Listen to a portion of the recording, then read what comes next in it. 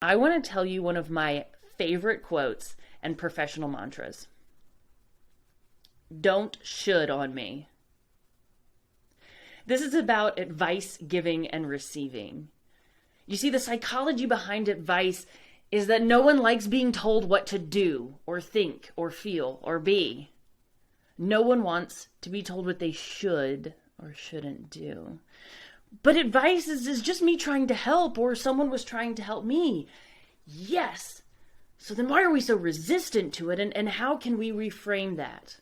Good question. I'm so glad you asked. Don't should on other people. When you're trying to give advice to someone, try this. Reframe the information to be about you and your experience.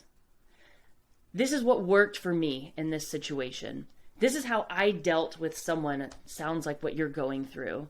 This is what I really enjoyed doing. This is what I learned, right? You're talking about your experience. That person can take that, do with it what they will.